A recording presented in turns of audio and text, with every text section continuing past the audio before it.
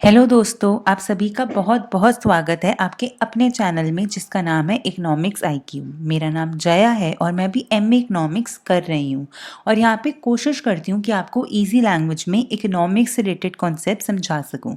तो चलिए शुरू करते हैं हमारे आज के टॉपिक को, जिसका नाम है लेबर सप्लाई कर्व। अब लेबर सप्लाई कर्व क्या है? तो लेबर सप्लाई कर्व किसी भी इंडिविजुअल का रिलेशनशिप डिपेक्ट करता है between the work and the wage rate. वो हमको ये बताता है कि वेजेस के चेंज होने के कारण इंडिविजुअल के नंबर ऑफ वर्किंग आवर्स में कितना चेंज होगा। वो हमेशा बैकवर्ड बेंडिंग होता है।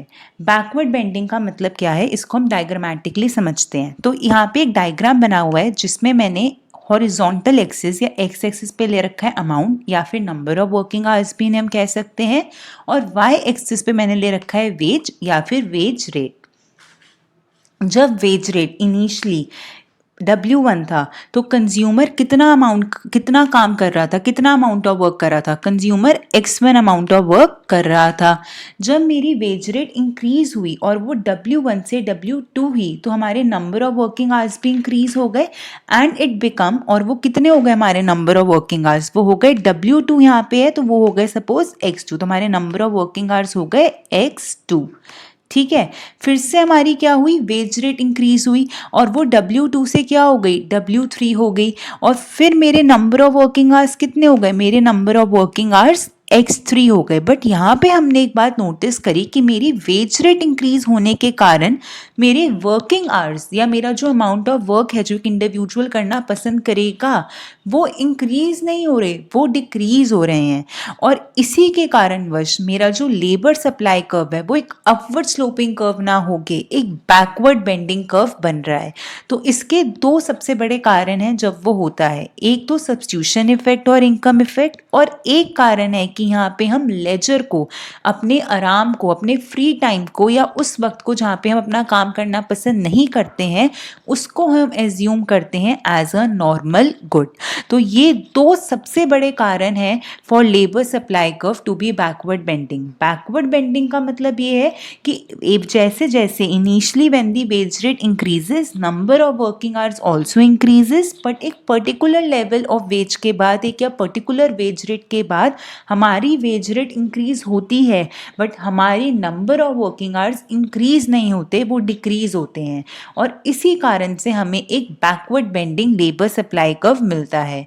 अब backward bending labour supply curve के हमारे पास दो रीजन है, एक है सब्स्टिट्यूशन इफेक्ट और इनकम इफेक्ट, एक पूरा रीजन ये है, और एक रीजन ये है कि लेजर क्या है, हम इसको एज्यूम कर रहे हैं एक नॉर्मल गुड। अगर हम इसको इंफीरियर गुड करते हैं तो जो हमारा लेबर सप्लाई कर्व है वो अपवर्ड स्लोपिंग हो जाएगा। बैकवर्ड बेंडिंग के लिए we are assuming leisure as a normal good. ठीक है, तो चलिए पढ़ते हैं हम आगे कि कैसे सब्स्टिट्यूशन इफेक्ट और इनकम इफेक्ट अफेक्ट करते हैं लेबर सप्लाई कर्व की शेप को। तो सब्स्टिट्यूशन इफेक्ट क्या होता है, it always induces a worker to work more at a higher wage rate. ये तो एक बहुत ही नॉर्मल सी बात है कि अगर मुझे ज़्यादा वेज मिल रही है तो मैं ज़्यादा काम करना पसंद करूँगी। फॉर एग्जाम्पल मेरे पास दो सिनेरियो हैं, एक है ए, एक मैंने ले लिया, मेरे पास एक ए सिनेरियो है और एक बी सिनेरियो है। मेरे पास जो ए सिनेरियो है उसमें मुझे 10,000 रुपये मिल रहे हैं 6 घंटे के काम के, और बी वाले में मुझे 20,000 रुपये मिल रहे हैं 7 घंटे के काम में। तो मैं सोचूंगी कि मैं बी वाले ही ले लेती हूँ। मुझे जहाँ पे 10,000 6 घंटे काम करना है वहाँ पे अगर मैं 1 घंटा भी एक्स्ट्रा काम कर लूँ तो मुझे डबल मिल जाएगा उस अमाउंट का, मुझे 20,000 रुपये मिल जाएंगे।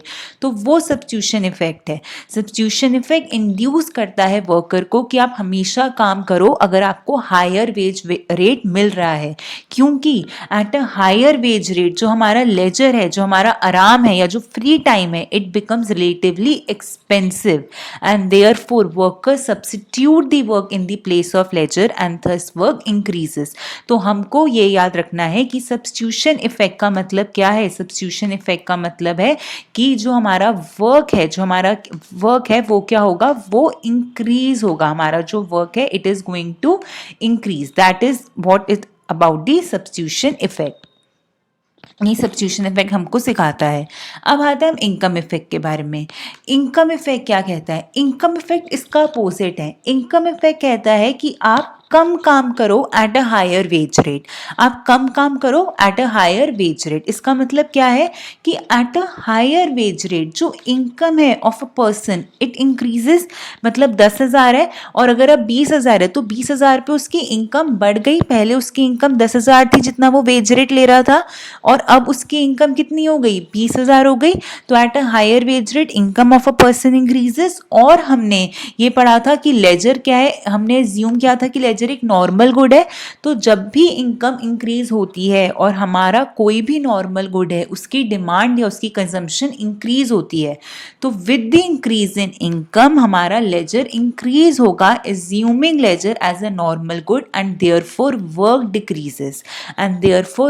डिक्रीजेस, तो सब्स्टिट्यूशन इफेक्ट इंड्यूस करता है वर्कर को to work more, whereas the income effect induces the worker to work less, assuming ledger is a normal good. This is the most important assumption that we made for the backward bending shape of the labour supply curve कि laser हमारा एक normal good है। But अगर मैं कहूँ कि अब laser normal good नहीं है, लेजर एक इंफीरियर गुड है, तो हमारे मतलब जो हमारा इसके कहने का क्या मतलब होगा, तब हमारे पास जो शेप है लेबर सप्लाई कर्व की वो चेंज हो जाएगी and it will become upward sloping. कैसे, मैंने यहाँ पे डायग्राम लिया, यहाँ पे मैं वर्क लूंगी, ऑब्वियसली मैं यहाँ पे क्या लूंगी, वर्क, तो मैंने यहाँ पे लिख दिया वर्क, ठीक है, और यहां मैं लूंगी वेज, तो मैंने यहां लिख दी वेज। नाउ मेरे पास एक वेज W1 है, तो मैं इस पे इतना काम कर रही थी X1, मेरी वेज फिर से इंक्रीज हुई तो मेरा अमाउंट ऑफ वर्क भी इंक्रीज हुआ। This is because of substitution effect, क्योंकि substitution effect induces the worker to work more. तो मेरी जब वेज रेट इंक्रीज हुई तो मेरा वर्क भी इंक्रीज हुआ। ये किसके कारण हो रहा है, सब्स्टिट्यूशन इफेक्ट के कारण हुआ। मैंने फिर से अपनी वेज रेट इंक्रीज करी और W3 कर दी। बट अब मेरे पास क्या है, लेजर मेरे पास अब इंफीरियर गुड है, तो अब मेरे पास क्या हुआ, W3 पे मेरी इनकम इंक्रीज हुई, बट लेजर अब मेरा इंफीरियर गुड है। और बाय अजम्पशन या by rule of inferior good, जब भी इनकम इंक्रीज होगी इंफीरियर गुड की डिमांड डिक्रीज होगी। तो इनकम इंक्रीज हुई at a higher wage rate और leisure being the inferior good the demand for the leisure decreases. तो मेरे पास लेजर डिक्रीज हो गया और मेरे पास वर्क इंक्रीज हो गया। तो मेरे पास ये वाला, मेरे पास ऐसे और मेरा वर्क इंक्रीज हो गया with the increase in the wage rate. अब मेरे पास 3 पॉइंट आए, एक पॉइंट ये आया, एक पॉइंट ये आया और एक पॉइंट ये आया। मैंने इन तीनों पॉइंट को ज्वाइन कर दिया तो मेरे पास लेबर सप्लाई कैसा आ रहा है, it is an upward sloping curve instead of backward bending. Backward bending हमें तभी मिलता है जब हमारे पास क्या होता है, लेजर एक नॉर्मल गुड होता है। पर जैसे ही लेजर एक इंफीरियर गुड बन जाता है, हमारी shape of labour supply curve change हो जाती है and it becomes upward sloping. तो ये बहुत इंपॉर्टेंट है, आपको ये याद रखना पड़ेगा कि हमारा बैकवर्ड बेंडिंग कर्व दो कारणों की वजह से होता है, एक substitution effect and income effect, और इनकम इफेक्ट का एक छोटा सा पार्ट है बट वो बहुत बड़ा पार्ट है, बट वो मतलब उसका इफेक्ट बहुत बड़ा है। वो ये है कि लेजर एक नॉर्मल गुड है, ठीक है। जैसे ही लेजर इंफीरियर गुड बनता है तो हमारा इनकम इफेक्ट भी इंड्यूस करता है वर्कर को टू वर्क मोर। यहाँ पे इनकम इफेक्ट फिर वैसे ऑर्डिनरी काम नहीं करता है, इनकम इफेक्ट भी कहता है वर्कर को टू वर्क मोर, ठीक है। तो अब यहाँ पे क्या लिखा है कि now combined effect depends upon the magnitude of substitution effect and income effect. Initially हमारा सब्स्टिट्यूशन इफेक्ट ज़्यादा स्ट्रॉन्गर होता है इनकम इफेक्ट से, और उसकी वजह से सब्स्टिट्यूशन इफेक्ट प्रिवेल करता है और वर्क इंक्रीज होता है। ये हम पढ़ चुके हैं कि जब W1 से W2 हुई वेज रेट इंक्रीज हुई तो हमारा वर्क भी इंक्रीज हुआ from X1 to X2 and this is all because of substitution effect, क्योंकि यहाँ पे सब्स्टिट्यूशन इफेक्ट स्ट्रॉन्गर था इनकम इफेक्ट से और सब्स्टिट्यूशन इफेक्ट देयरफॉर प्रिवेल करा। But after a particular level of wage income effect ज़्यादा stronger हो जाता है सब्स्टिट्यूशन इफेक्ट से और फिर इनकम इफेक्ट प्रिवेल करता है। ये भी हमने एग्जाम्पल में किया था कि W2 के वेज के बाद जब हमारी नेक्स्ट वेज रेट इंक्रीज हुई और वो W3 बनी तो अमाउंट ऑफ वर्क क्या हुआ था, it decreases from X2 to X3। तो ये किसके कारण हुआ, ये इनकम इफेक्ट के कारण हुआ। यहाँ पे अब इनकम इफेक्ट ज़्यादा स्ट्रॉन्गर हो गया था और उसकी वजह से हमारा जो वर्क है वो डिक्रीज कर गया था। तो इन्हीं सारे इफेक्ट्स के कारण और इन्हीं सारे चेंजेस के कारण, इन्हीं सारे अजम्पशन के कारण कि लेजर एक नॉर्मल गुड है, हमारा जो लेबर सप्लाई कर्व है वो एक बैकवर्ड बेंडिंग कर्व आता है। चलिए आगे चलते हैं। अब हम बात करेंगे budget constraint for labour supply curve. Budget constraint for labour supply curve के लिए हमें 6 चीज़ों का पता होना बहुत ज़रूरी है।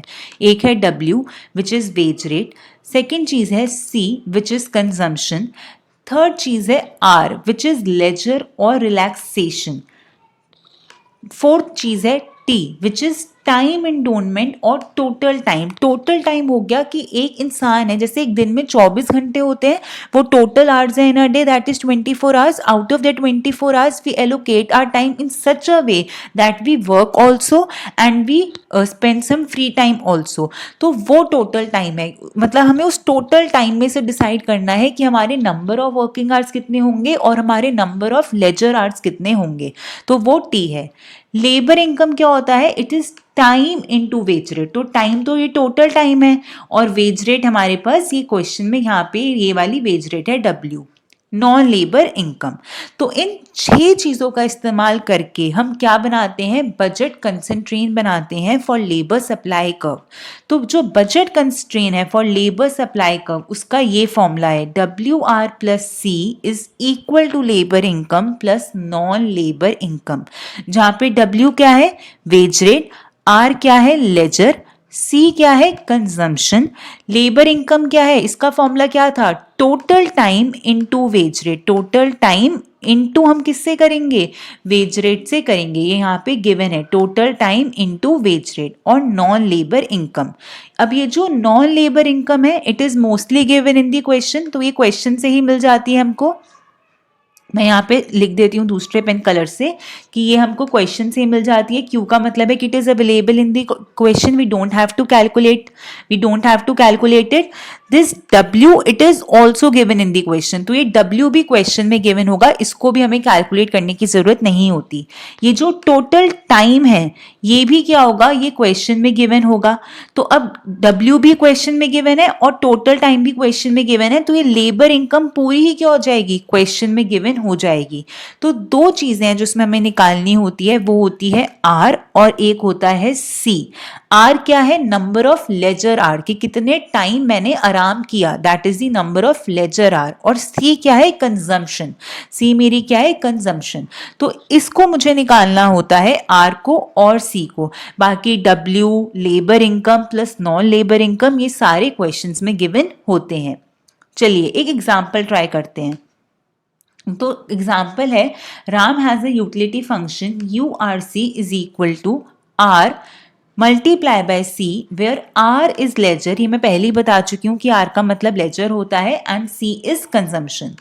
Total number of hours Ram has 20 hours, तो टोटल नंबर ऑफ आवर्स हो गए, तो ये टोटल टाइम हो गया।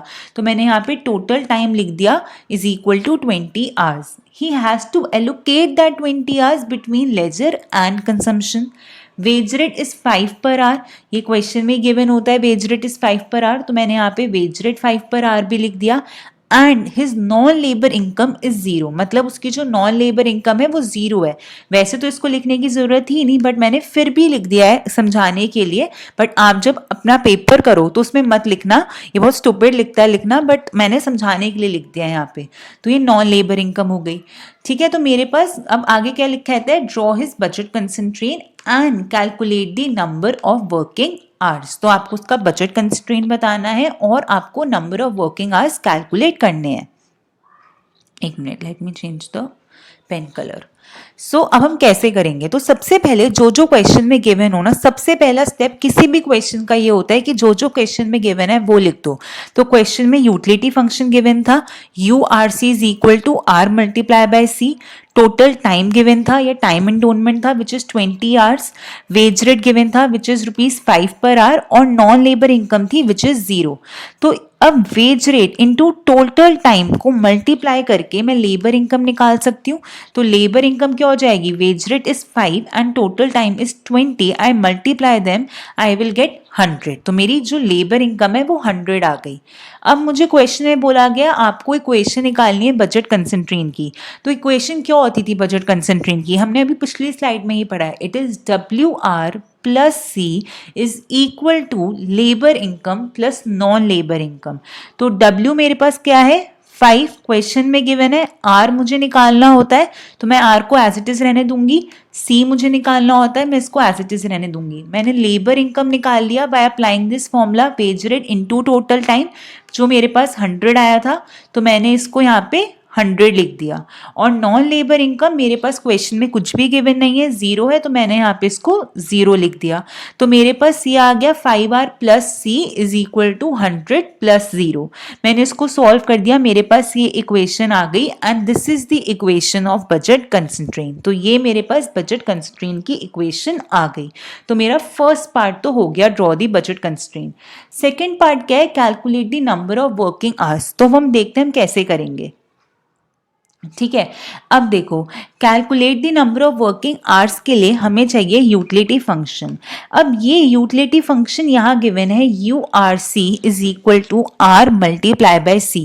अब हमने फर्स्ट क्लास में याद हो तो हमने 8 यूटिलिटी फंक्शन पढ़े थे, उसमें से कौन सा ये यूटिलिटी फंक्शन है? वेल बिहेव है, परफेक्ट सब्स्टिट्यूट है, परफेक्ट कॉम्प्लीमेंट है, मैक्सिमम फंक्शन है। कौन सा यूटिलिटी फंक्शन है? तो ये वेल बिहेव यूटिलिटी फंक्शन है। It is well behave utility function. Well behave utility function क्या होता था? U bracket X comma Y is equal bracket closed is equal to X into Y। तो ये मेरे पास होता था वेल बिहेव यूटिलिटी फंक्शन, जहाँ पे X और Y दो गुड्स होते थे। ये भी मेरे पास क्या है? वेल बिहेव यूटिलिटी फंक्शन है, पर यहाँ पे अब गुड्स की बात नहीं हो रही, यहाँ पे लेजर की बात हो रही है और कंजम्पशन की बात हो रही है। यहाँ पे R और C की बात हो रही है। बट अगर मैं इसको X और Y से तो लिख ही सकती हूँ ना, मतलब बात तो यही है। अगर मैं इसको कंपेयर करूँ आपस में तो बात तो सेम ही आएगी, बस R की जगह X आ गया है और मतलब X की जगह R आ गया है और Y की जगह C आ गया है। वैसे तो ये सारा सेम है। तो इसके लिए मैं क्या करती थी? जब भी मुझे इसकी ऑप्टिमल चॉइस निकालनी होती थी वेल बिहेव की, तो मैं क्या करती थी? मैं कहती थी कॉन्वेक्स शेप के होंगे। जब भी कॉन्वेक्स शेप के हों यूटिलिटी फंक्शन के, तो ऑप्टिमल चॉइस कैसे निकलती थी? टेंजेंसी कंडीशन के थ्रू निकलती थी। और टेंजेंसी कंडीशन क्या रिक्वायर करता है? Slope of IC is equal to slope of budget line. What is the slope of IC? Slope of IC is MRS। Slope of IC क्या होता था? ये MRS होता था। और स्लोप ऑफ बजट लाइन क्या होता है? स्लोप ऑफ बजट लाइन होता था PX बाय PY। तो यहाँ पे हमारे पास PX बाय PY नहीं होगा, यहाँ पे हमारे पास स्लोप क्या बन जाएगी? वेज रेट बन जाएगी। तो मैं यहाँ पे क्या लिखूंगी? वेज रेट लिखूंगी, जो क्वेश्चन में 5 गिवन है। और MRS क्या होता था? MRS का गुड्स की टर्म में फॉर्मूला क्या होता था? It is MUX divided by MUY। MUX divided by MUY। But इस केस में X क्या बन चुका है? R और Y क्या बन चुका है? C। तो मेरे पास ये फॉर्मूला क्या हो जाएगा? It is MUR divided by MUC divided by MUC is equal to, और PX बाय PY की जगह वेज रेट। तो मैं इस वाले फॉर्मूले को इस्तेमाल करूंगी for calculating the optimal choice, that is for calculating the R star and C star. ये बहुत इंपॉर्टेंट है, याद रखना, क्योंकि यहाँ पे अभी तो एक वेल बिहेव यूटिलिटी फंक्शन है, कल को वेल बिहेव की जगह कोई और दे सकते हैं, जैसे परफेक्ट कॉम्प्लीमेंट दे सकते हैं या परफेक्ट सब्स्टिट्यूट दे सकते हैं, तो यहाँ पे चीज़ें बदल जाएंगी।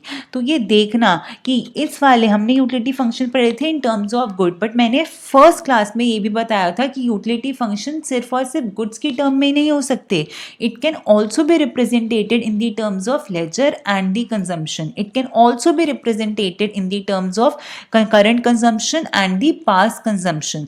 तो ये सारी चीज़ें याद रखना। यहाँ पे लेबर सप्लाई कब है, तो यहाँ पे एक्स वाई नहीं होंगे, यहाँ पे लेजर होगा और यहाँ पे कंजम्पशन होगी, दैट इज आर और सी होंगे। तो यहाँ पे एक्स आर के इक्वल है और वाई किसके इक्वल है, सी के इक्वल है। तो यहाँ पे वहाँ पे हम एम आर एस को P X by P Y equate कर देते, यहाँ पे हम एम आर एस को नहीं, M U R divided by M U C is equal to wage rate को इक्वेट करेंगे।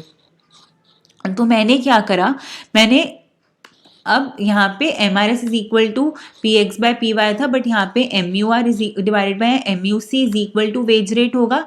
एम यू आर क्या था, मेरे पास आर मल्टीप्लाई बाय सी था मेरे पास यूटिलिटी फंक्शन।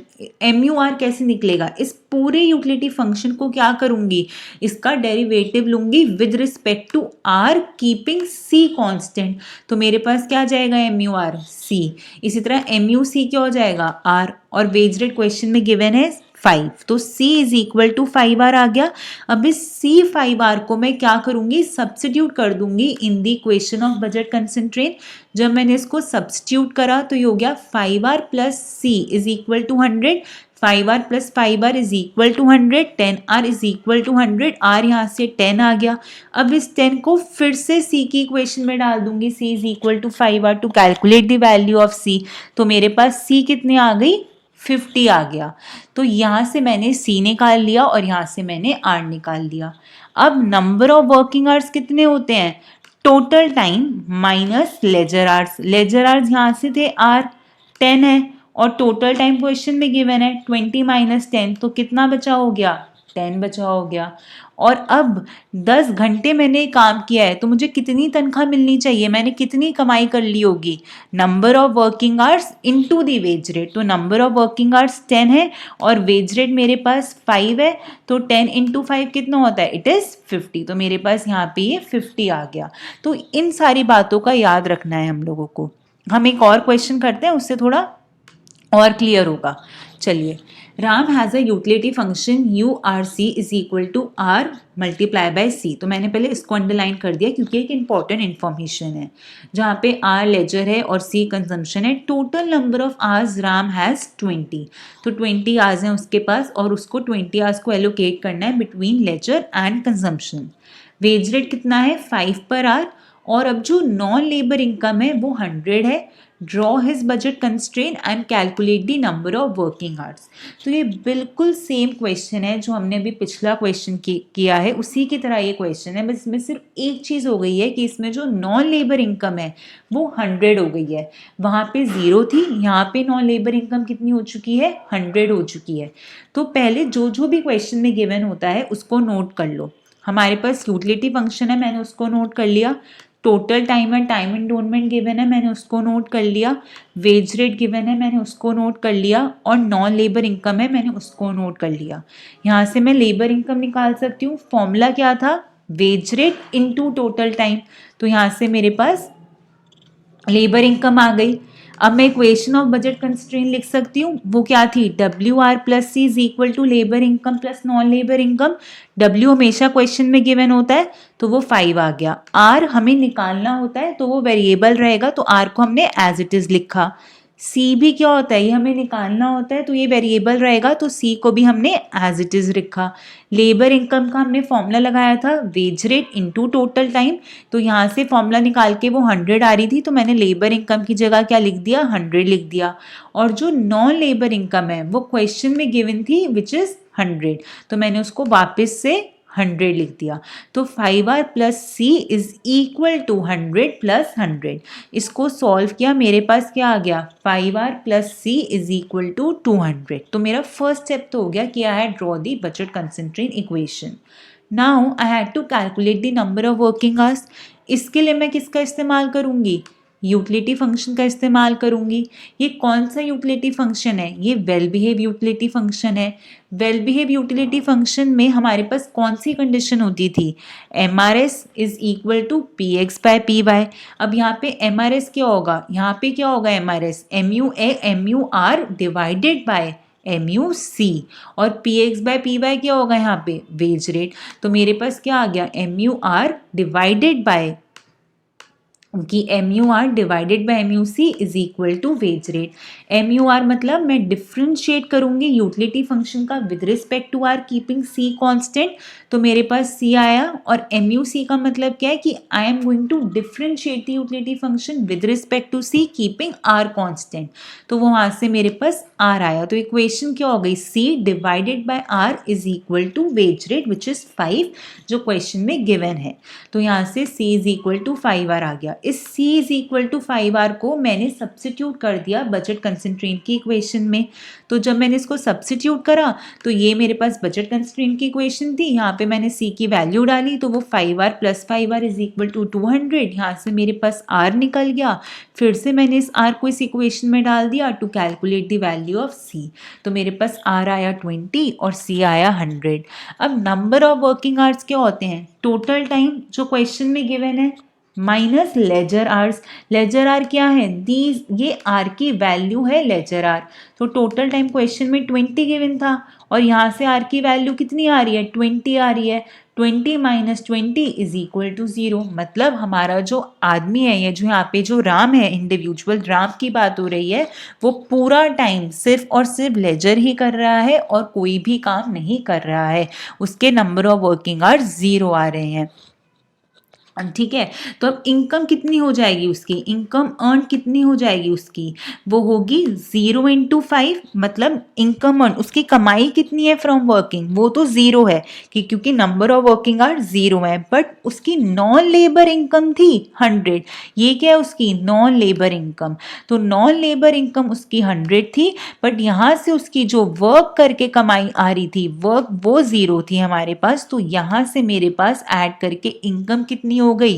100 हो गई। ठीक है, चलिए आगे चलते हैं। एक और एग्जाम्पल है हमारे पास। वो कहते हैं Ram has a utility function U R C is equal to R plus C. तो ये एक इंपॉर्टेंट इन्फॉर्मेशन है, मैंने इसको अंडरलाइन कर दिया। Total number of hours Ram के पास 80 हैं, उसको वो 80 आवर्स एलोकेट करने हैं between R and C. Wage rate 10 पर आर है और जो उसकी नॉन लेबर इनकम है वो 100 है। ड्रॉ हिज बजट कंस्ट्रेन, ये पहला पार्ट है क्वेश्चन का। और जो सेकंड पार्ट है वो है कि आपको नंबर ऑफ वर्किंग आवर्स निकालने हैं।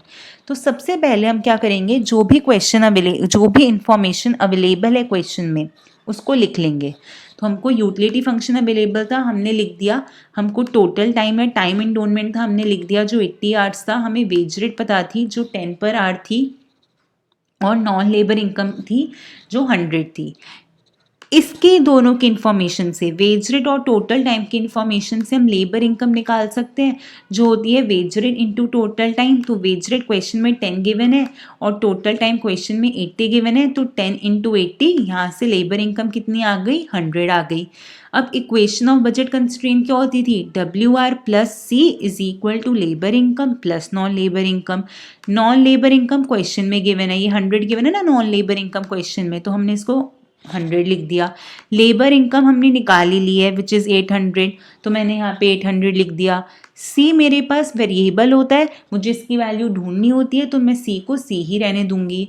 आर भी मेरे पास क्या होता है? वेरिएबल होता है, मुझे उसकी वैल्यू ढूंढनी होती है तो मैं आर को आर ही रहने दूंगी। और वेज रेट मेरे पास क्वेश्चन में कितना गिवन है? 10, तो मैंने उसको 10 लिख दिया। तो क्या मेरे पास बचा? 10r plus C is equal to 800 plus 100। मैंने जब इसको सॉल्व किया तो मेरे पास ये इक्वेशन आ गई, 10r plus C is equal to 900। तो ये मेरे पास क्या हो गई? इक्वेशन ऑफ बजट कंसंट्रेट हो गई। तो मैंने फर्स्ट पार्ट सॉल्व कर लिया। अब हम बात करेंगे सेकेंड पार्ट की which is total number of working hours. Total number of working hours का मतलब क्या है? Total time minus leisure hour. Total time question में गिवन है 80, मुझे लेजर आवर्स निकालने हैं, मतलब मुझे आर की वैल्यू निकालनी है। इसके लिए मैं किसका इस्तेमाल करूंगी? यूटिलिटी फंक्शन का इस्तेमाल करूंगी। अब ये कौन सा यूटिलिटी फंक्शन है? आप लोग खुद सोचो ये कौन सा यूटिलिटी फंक्शन है। ये वेल बिहेव है, ये कॉप डॉगलेस है, ये परफेक्ट कॉम्प्लीमेंट है, मैक्सिमा है, परफेक्ट सब्स्टिट्यूट है, कौन सा है ये परफेक्ट सब्स्टिट्यूट है हमारे पास। क्या है ये? Perfect substitute. और परफेक्ट सब्स्टिट्यूट की ऑप्टिमल चॉइस कैसे निकलती थी? जब हम कंपेयर करते थे किसको? एमआरएस को और प्राइस रेशो को। When we compare the MRS and the price ratio, that is PX divided by PY. और जो इसमें से ज़्यादा होता था, 3 डिफरेंट केसेस बनते थे, उसके हिसाब से कंज्यूमर गुड को कंज्यूम करता था। बट यहाँ पे एमआरएस की जगह क्या होगा? It is MUR. It is MUR divided by क्या? MUC। It is divided by MUC। और प्राइस रेशो की जगह क्या होगा? Wage rate. तो अब मुझे MUR डिवाइडेड बाय MUC को कंपेयर करना है किससे? वेज रेट से। तो अब मैं सबसे पहले क्या निकालूंगी? मैं सबसे पहले MUR और MUC निकालूंगी, जो मेरे पास 1 आएगा। क्योंकि मैं अगर पीछे देखूं तो मेरा जो यूटिलिटी फंक्शन है वो क्या दे रखा है? R plus C। तो MUR क्या है कि मुझे इस पूरे को डिफ्रेंशिएट करना है with respect to R keeping C constant. तो यहाँ पे R का सिर्फ 1 होगा। और इसी प्रकार MUC का भी करूंगी, that is differentiating the utility function with respect to C keeping R constant. तो मेरे पास 1 आएगा। तो MUR डिवाइडेड बाय MUC फिर मेरे पास इन टोटल में क्या आ रहा है? 1 आ रहा है। और वेज रेट मेरे पास क्वेश्चन में क्या है? 10 गिवन है। तो अब क्या हो गया? अब MUR डिवाइडेड बाय MUC कम हो गया है वेज रेट से। मतलब अगर मैं एक केस लूं कि जिसमें मेरे पास MRS कम होता था किससे? प्राइस रेशो से, तो कंज्यूमर क्या करता था? कंज्यूमर सिर्फ और सिर्फ गुड वाई कंज्यूम करता था and no amount of good X consume. ये सारा मैं पहले पढ़ा चुकी हूँ, आप प्लीज़ वो वीडियो देख लेना, क्योंकि वो 2 वीडियो बहुत बेसिक हैं और वो इकोनॉमिक्स के स्पेशली कंज्यूमर बिहेवियर के हर एक चीज़ में यूज़फुल हैं। वो हर एक चीज़ में काम आती हैं। तो उनको समझना, उनको याद रखना बहुत बहुत इम्पॉर्टेंट है। तो आप प्लीज़ वो 2 वीडियो देख लेना। तो यहाँ पे अब यहाँ पे अगर MRS कम होता था प्राइस रेशो से, तो कंज्यूमर सिर्फ और सिर्फ वाई गुड कंज्यूम करता था और एक्स का कोई भी गुड कंज्यूम नहीं करता था। एक्स की 0 क्वांटिटी कंज्यूम होती थी। इसी प्रकार यहाँ पे क्या हुआ है कि MUR अब कम है किससे? वेज रेट से। तो अब यहाँ पे क्या होगा मेरे पास? तो राम सिर्फ और सिर्फ वाई गुड कंज्यूम करेगा। और वाई गुड क्या है? That is the consumption. तो इसका मतलब है वो सिर्फ और सिर्फ कंजम्पशन करेगा ऑफ कंपोजिट गुड। तो लेजर आर मेरे पास या नंबर ऑफ लेजर आर्स कितने हो गए? 0। और कंजम्पशन मेरे पास कितनी हो गई? पूरा टोटल टाइम विच इज 80। तो वो पूरा टोटल टाइम अपना सिर्फ और सिर्फ कंजम्पशन में लगा देगा। वो लेजर आर में कुछ भी नहीं डालेगा, उसका आर 0 होगा। तो यहाँ से हम नंबर ऑफ वर्किंग आवर्स निकाल लेंगे which is total time minus leisure R. Total time question में गिवन है हमारे पास। और यहाँ से मेरे पास आर की वैल्यू कितनी आई है? 0 आई है। तो मैंने वहाँ पे 0 सब्स्टिट्यूट कर दिया। 80 माइनस 0 इज इक्वल टू 80। अब आता है इनकम अर्नड। इनकम अर्नड क्या होगी? Number of working hours into wage rate जो 10 है, प्लस क्या है ये? This is non labour income. तो ये मेरे पास है नॉन लेबर इनकम। ठीक है। प्लस यहाँ पे क्या है? ये क्या है? Wage rate. और ये क्या है मेरे पास? Working hours. तो working hours into wage rate plus non labour income, वो मेरी टोटल कमाई है, वो राम की टोटल कमाई है। तो अगर आप लोगों को नहीं समझ आता है, मैं फिर से एक बार समझा दूंगी, बट प्लीज़ एक बार इसे खुद प्रैक्टिस करना। और एक बार ज़रूर, अगर आपने नहीं देखी है ऑप्टिमल चॉइस की या फिर यूटिलिटी फंक्शंस की वीडियो, तो आप वो प्लीज़ ज़रूर देख लेना, वरना आपको ये समझ नहीं आएगा। ठीक है, चलिए हम आगे शुरू करते हैं। अब आगे मैं 2 बहुत इंपॉर्टेंट केसेस लूंगी वेज रेट के। एक होती है वेज विद टैक्स और एक होती है ओवर टाइम वेज। हमने वेज विद टैक्स अभी तक नहीं पढ़ी थी। अभी तक हम नॉर्मल पढ़े थे कि एक राम है, उसके पास एक टोटल टाइम है, उसको वो टाइम टोटल टाइम अपना कुछ लेजर में देना है और कुछ कंजम्पशन में देना है। फिर हमने उसके एक बजट कंस्ट्रेंट की इक्वेशन देखी, वो कैसे निकलेगी, वो होती है WR plus C is equal to labour income plus non labour income. Labour income का फॉर्मूला है वेज रेट इनटू टाइम। तो हम ये बेसिक पढ़े थे, बट अगर अब कल को टैक्स भी इम्पोज हो जाए, नॉर्मल सिचुएशन में तो टैक्स इम्पोज होता ही है हमारी इनकम पे, तो अगर कल को टैक्स भी इम्पोज हो जाए तो ऑप्टिमल चॉइस कैसे डिटरमाइंड होगी? तो ऑप्टिमल चॉइस उस केस में डिटरमाइंड होती है by equating MRS which is MUR divided by MUC is equal to 1 minus T bracket closed into wage rate। हम पहले केस क्या करे थे? हम पहले करे थे कि MRS is equal to wage rate जब टैक्स नहीं था, when there is no tax, but now when tax is there, when tax is imposed। तो अब मैं क्या करूंगी? मैं MRS को किसके इक्वेट करूंगी? मैं MRS को इक्वेट करूंगी अभी भी वेज रेट के ही, बट अब इस वेज रेट को मैं मल्टीप्लाई कर दूंगी 1 माइनस टी से। तो सपोज मेरे पास 40% टैक्स इम्पोज हो रहा है, तो 40% क्या हो गया कि 40 दिस होल डिवाइडेड बाय 100, यही होता है ना 40% का मतलब। तो ये मेरे पास क्या हो गया 0.4। तो इस टी की जगह मैं इम्पोज क्या कर दूंगी 0.4। तो 1 minus 0.4 which is 0.6 into W. अब ये करना है, बाकी पूरा का पूरा न्यूमेरिकल सेम होगा, हमें और कोई छेड़खानी नहीं करनी है। बस जब हम MRS को इक्वेट करेंगे तब हमें ध्यान रखना है, अब हम MRS को वेज रेट के साथ ना इक्वेट करते हुए हम उसको 1 माइनस टी पूरा ब्रैकेट में इनटू वेज रेट के साथ इक्वेट करेंगे। ठीक है, इसका न्यूमेरिकल मैंने नहीं दिया है, आप लोग एक बार खुद ट्राई करना कि ये कैसे हो सकता है। और अगर आपको नहीं समझ आता है तो मुझसे कमेंट सेक्शन में पूछ लेना, या फिर आप मुझे मेल भी कर सकते हो, तो मैं आपको ये करके एक बार बता दूंगी, बट आप इसे एक बार खुद ट्राई करना। हम अब अगले केस की बात करते हैं जो है over time wage. Over time wage क्या होती है? देखो हम सब ने कभी ना कभी तो ओवर टाइम किया ही होगा, चाहे हमने अपनी पढ़ाई के स्टडी आवर्स को बढ़ाया हो, या फिर कोई लोग जहाँ जॉब करते हैं उन्होंने अपने नंबर ऑफ वर्किंग आवर्स को बढ़ाया हो, तो हमने हर किसी ने अपना ओवर टाइम किया ही है। तो जब वेज रेट इंक्रीज होती है सिर्फ और सिर्फ ओवर टाइम वर्क के लिए, तो worker will necessary work more, क्योंकि उस केस में सिर्फ और सिर्फ क्या होता है सब्स्टिट्यूशन इफेक्ट होता है एंड नो इनकम इफेक्ट।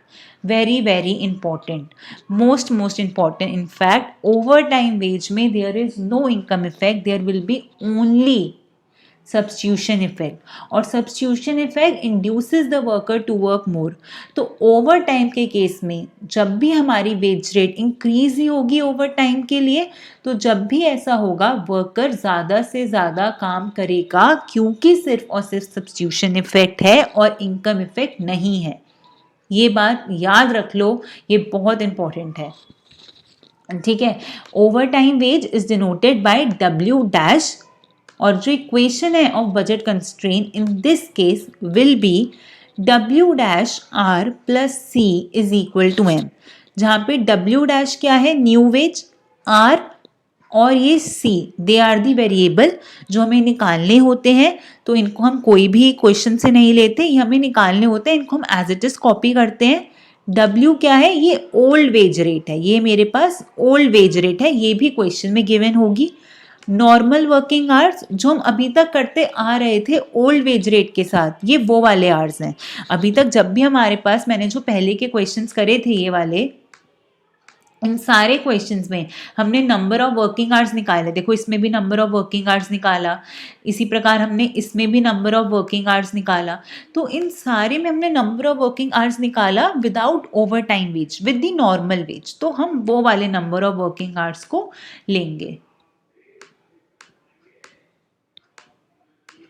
ठीक है, तो ये W डैश हमारी न्यू वेज है, R और C क्वेश्चन में एज इट इज गिवन होंगे, तो इन्हें हमें कहीं से नहीं लेना है, ये हमें एज इट इज लेने हैं। क्वेश्चन में सॉरी गिवन नहीं होंगे, हमें इन्हें एज इट इज लेना है, ये वेरिएबल है। W मेरे पास ओल्ड वेज है, ठीक है।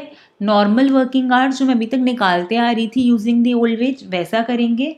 फिर ये डब्ल्यू डैश मेरे पास क्या है, ये न्यू वेज है, और फिर हमारे पास ओवर टाइम्स आर होंगे। ठीक है, तो इसका एक एग्जाम्पल करते हैं, आपको फिर ज़्यादा अच्छे से समझ आएगा। तो Ram has a utility function U bracket R comma C is equal to R into C. तो अब तक तो ये समझ आ ही गया होगा कि ये वेल बिहेव यूटिलिटी फंक्शन की बात हो रही है, जहाँ पे आर लेजर है और सी कंजम्पशन है। Total number of hours Ram के पास 80 है, मतलब ये टोटल टाइम है और उसे एलोकेट करना है ये 80 hours between leisure and consumption. Wage rate 4 per hour है up to 40 hours and his overtime wage rate is ₹6 per hour up to 40 hours। उसकी नॉन लेबर इनकम 0 है। Calculate the number of working hours. कैसे करेंगे, मतलब यहाँ पे वो कह रहा है कि उसके पूरे दिन में सपोज उसके पास जो पूरा टाइम अवेलेबल है वो 80 आवर्स है, इसी 80 आवर्स में से उसे नॉर्मल वर्किंग आवर्स निकालने हैं उसके। ठीक है, नॉर्मल वर्किंग आवर्स हैं और ये ओवर टाइम वर्किंग आवर्स हैं। ठीक है, जो नॉर्मल वर्किंग आवर्स थे जिसपे नॉर्मल वेज रेट जो अभी तक हम करते आ रहे थे वो 40 थे, और जो ओवर टाइम वर्किंग आवर्स थे वो हमारे पास कितने थे, वो 40 थे। तो क्वेश्चन अभी तक हमको ये कह रहा है, क्वेश्चन ने हमको यूटिलिटी फंक्शन दिया, टोटल टाइम दिया वो जो 80 है, एक वेज रेट दिया हमको जो 4 per hour up to 40 hours है, और एक हमको ओवर टाइम वेज रेट दिया जो 6, यहाँ पे सॉरी 6 होना था, 6 per hour up to 40 hours है। ठीक है, तो सबसे पहले मैं क्या करूँगी, सबसे पहला जब भी ओवर टाइम का क्वेश्चन हो सबसे पहले तो क्वेश्चन में जो है वो तो लिखना ही है, ये तो हर क्वेश्चन में करना है। दूसरा स्टेप है कि जैसे ही नॉर्मल वेज में मैं नंबर ऑफ वर्किंग आवर्स निकालती थी उसी हिसाब से मैं इस क्वेश्चन में भी करूंगी। मतलब ये वाली जो वेज रेट है, ये वाली जो वेज रेट जो एकदम नॉर्मल वेज रेट है मेरे पास, मैं इसी के हिसाब से नंबर ऑफ वर्किंग आवर्स पहले निकालूंगी। तो मैंने पहले क्या निकाली, लेबर इनकम निकाली विच is wage rate into total time, यही मैं करती थी। वेज रेट मेरे पास 4 थी, देखो 4 है तो मेरे पास 4 आ गई। टोटल टाइम 80 था, मैंने उसे मल्टीप्लाई करके 320 कर दिया। नॉर्मल क्वेश्चन की मेरे पास बजट कंस्ट्रेंट क्या होती थी, जिसमें मैं ओवर टाइम की बात नहीं कर रही हूँ, उस वाले क्वेश्चन की जो अभी तक हम पीछे से करते आ रहे हैं, तो उसकी होती थी WR plus C is equal to labour income plus non labour income. Non labour income question में 0 थी, लेबर इनकम हमने फॉर्मूले से निकाली which is wage rate into total time, तो वो 320 आई थी, ये 320 आई है। सी और आर क्वेश्चन में वेरिएबल है, ये एज इट इज रहते हैं, और 4 क्वेश्चन में वेज रेट गिवन थी, तो मेरे पास ये इक्वेशन ऑफ बजट कंस्ट्रेंट आ गई। उसके बाद मेरे पास ये कैसा था, वेल बिहेव यूटिलिटी फंक्शन था, तो मैंने MRS को PX बाय PY से मैं उसको इक्वेट करती हूँ, बट यहाँ पे मैं MUR डिवाइडेड बाय MUC को इक्वेट करूँगी वेज रेट से। जब मैंने इसको इक्वेट किया मेरे पास ये इक्वेशन आ गई, C is equal to 4R। फिर इस इक्वेशन को मैं हमेशा बजट कंस्ट्रेंट की इक्वेशन में डालती थी, तो जब मैंने इसको बजट कंस्ट्रेंट की इक्वेशन में डाला तो मेरे पास सॉल्व करके R की वैल्यू कितनी आ गई, 40 आ गई, और इस R की वैल्यू को मैं C में डाल के C की वैल्यू निकालती थी which comes out to be 160। तो नंबर ऑफ वर्किंग आवर्स मेरे पास कितने हो जाते थे, total time minus leisure R. Total time question में गिवन होता था हमको, और लेजर आवर्स मैंने अभी निकाले जो आर की वैल्यू को डिनोट करते हैं। तो क्यू मेरे पास क्या आ गया, 80, मतलब ये तो क्वेश्चन में ही गिवन होता था, और लेजर आवर्स आर है जो मेरे पास 40 है, जो मैंने अभी कैलकुलेट करके यहाँ से निकाले। तो 80 माइनस 40 इज इक्वल टू 40, तो मेरे पास नंबर ऑफ वर्किंग आवर्स आ गए 40 आ गए। ठीक है, अब मैं क्या करूंगी, अब मैं ओवर टाइम के लिए निकालूंगी। ओवर टाइम में मेरी वेज रेट कितनी थी, it is 6 per hour up to 40 hours. Equation of budget constraint क्या होती थी ओवर टाइम के केस में, it is W-R plus C is equal to M, और M क्या होता था, W into normal working hours plus W' which is the new wage into the over time hours. तो W' 6 है क्योंकि over time की veg है, तो ये क्वेश्चन में गिवन है। R और C मुझे क्वेश्चन से निकालने हैं, तो मैं इनको एज इट इज रहूंगी, ये वेरिएबल है। ये ओल्ड वेज मेरे पास क्वेश्चन में गिवन है, तो मैंने क्वेश्चन से ले लिया। नॉर्मल वर्किंग आवर मैं अभी पीछे निकाले हैं, पीछे वाली स्लाइड में कितने आ रहे थे, वो वो आ रहे थे 40 प्लस डब्ल्यू डैश, ये मेरी न्यू वेज है, ये मैंने क्वेश्चन से ले ली 6, और ओवर टाइम्स आर भी मुझे क्वेश्चन में गिवन है 40 आवर्स, तो वहां से मैंने क्या निकाल लिया 40 आवर्स भी लिख दिया। इसको सॉल्व किया, मेरे पास 6 R plus C is equal to 400 आ गया। फिर मैंने देखा कि यूटिलिटी फंक्शन किसका है, वेल बिहेव का है, तो यहाँ पे मेरे को फिर से M U R divided by M U C को इक्वेट करना पड़ेगा वेज रेट से, बट अब ओवर टाइम वेज रेट से होगा, तो यहाँ पे C divide by R is equal to 6 होगा। पहले C divide by R is equal to 4 था, बट अब ओवर टाइम के लिए निकाल रहे हैं तो ओवर टाइम बेस से इसको इक्वेट करेंगे, मतलब C डिवाइड बाई आर 6 के इक्वल होगा, ना कि 4 के। तो यहाँ से C is equal to 6 R आ गया। इसको फिर से बजट कंस्ट्रेंट की इक्वेशन में डाल देंगे, जो मेरे पास क्या आई थी 6 R plus C is equal to 400, इसको तो डाला तो 6 R plus 6 R is equal to 400।